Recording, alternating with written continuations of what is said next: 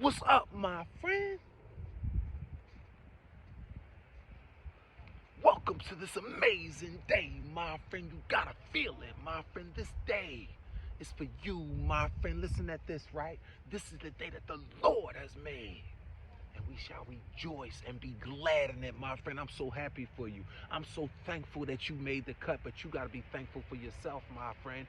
You got to be appreciative. You got to show gratitude for God for giving you life, my friend, for giving you another chance to get it right, for thinking enough of you, right, to bring you back to play another game in this thing called life, my friend. So the first order of business each and every day, you got to have a gratitude session with God, my friend. Yes, you do, because life is just like real estate. Whatever we appreciate increases in value, right? But whatever we don't appreciate decreases in value, my friend. Even life itself, my friend. So the first order of business, you got to have a gratitude session with God. And immediately after you finish having that gratitude session with God, it doesn't matter how long, just as long as it's genuine, as long as it's from the inside out, as long as it's really from the heart, right? Immediately after you do that, my friend, you got to put on your amazing, my friend. Yes, if you knew it was good for you, my friend, you know that you can never leave home without putting on your amazing. Well, what is your amazing? I'm so glad you asked. Amazing is basically creating a morning routine that allows your superhero powers to flourish. You got to create a morning routine that allows you to become your very best self, because when you're your best self, everybody wins. But when you're not your best self, everybody loses, including you, my friend. So you're putting on your amazingness, is creating a morning routine that allows you to become your very best self, my friend. That's the only way you can win, my friend. So in other words, putting on your amazing is the same thing as putting on your full body of armor, my friend. And you know what that does? Yes, it helps you to stand firm against the wiles of the devil, against the enemy, because the enemy is lurking. And you know what the Bible says? Give no place to the devil. Well, how can you give no place to the devil when you're not all the way equipped to protect yourself from the negativity, from the evil, my friend? That's why you got to put on your amazing. Let me tell you some of the features about putting on your amazing. See, once you put on your amazing, your weaknesses turn into strengths.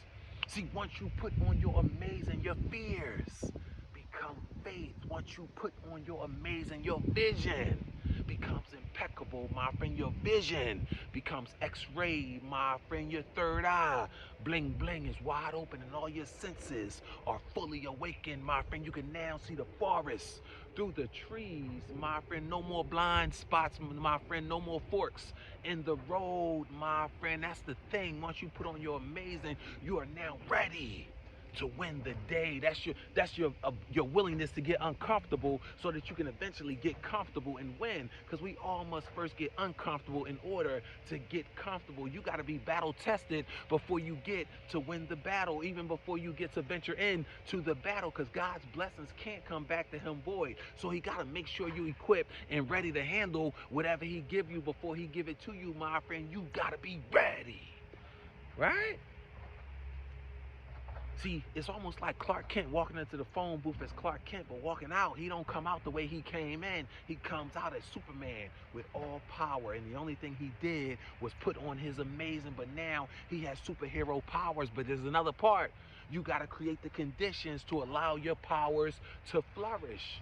Because if Superman come back out with his superhero powers and expose himself to kryptonite, his superhero powers don't work. He's less than average, my friend, around that kryptonite. So not only do you got to put on your amazing to allow your superhero powers to flourish, to allow you to be your best self, but then you also got to create the conditions to allow your powers to flourish, my friend. Because let me tell you something, my friend. You're the head, not the tail. You first and not last. You are more than a conqueror because you're a child of the Most High God, my friend. But I'm going to tell you what's been weighing you down. I'm going to tell you what's been draining your energy, because we're going to continue with the same thing we've been talking about each and every day of this new year, because that's what this is all about. I heard you crying out, saying 2023 is the year for me. I heard your New Year's resolutions, and I felt it. I felt the sincerity and the passion behind it. So I said, I'm going to help you win. Because let's face it, you play to win the game. And this game called life is played on the outside, but the game of life is won on the inside. in your mind, my friend. So I'm here to tell you what's draining your energy, what's getting you out of alignment with your truth, what's throwing you off course is you complain too much, my friend. Yeah, you got it. You complain too much, my friend. You make too many excuses. And let me tell you something, my friend. Complaining is not the answer. Oh, you didn't hear me? You need me to say it a little louder? Complaining is not the answer, my friend. Let me tell you something. What I observe from being around you and observing your behavior, you're always complaining. You're either complaining about your life or you're complaining about somebody else's life. You're complaining about what happened to you. You're complaining about what could potentially happen to you. You're always complaining. And then you wonder why your life is so miserable, why you can't get no peace, no joy, my friend. Well, go figure. Why do you think? Why do you think your life is miserable? Well, let me tell you why.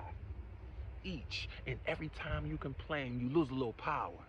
But not just any old power. Each time you complain, you lose the very power that you need to fix the very situation that you're complaining about, my friend. So in other words, you got a choice. You can either complain or you keep the power you need to fix the situation, but you can't do both, my friend, because complaining is not the answer. Here's 3 reasons to help you to stop complaining. Number 1, here's the thing. You got to understand what you're doing. You got to understand the origin of complaints. Let me tell you the origin of complaints. Complaints occur because of a lack of understanding and or a lack of patience. There you have it. That's the origin of complaints. That's what originates complaining, a lack of understanding and or a lack of patience, my friend. Complaining is not the answer. Number 2, here's the thing. Complaining about other people, it makes insecure people feel better about themselves. I'll say it again. Complaining about other people makes insecure people feel better about themselves because they practice this notion. If I could lower your self-esteem, then it can boost my own. It's a flawed mindset. Only insecure people do it. Beware of that, my friend, because complaining is not the answer. But insecure people want to complain because it makes them feel better about themselves, my friend. They believe in the notion, if I lower your self-esteem, it boosts mine, my friend. Don't let that be you, my friend. Go through the process of healing. Go through the process to resolve all of that internalized conflict, my friend, so you don't got to live a life of fronting and not living your truth, my friend.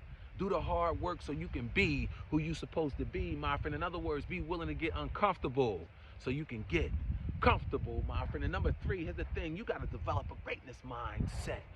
A mind bold enough to believe, right? Like I said, complaining is not the answer. So rather than complaining, why don't you practice personal accountability and be the change you want to see in the world? In other words, rather than complaining about what you don't like or what you want to see, why don't you demonstrate it? Demonstrate it. Be the change that you want to see in the world. Demonstrate to other people what you expect from them without saying a word, my friend. You should be able to tell other people how to treat you, what you will and will not tolerate without ever saying a word.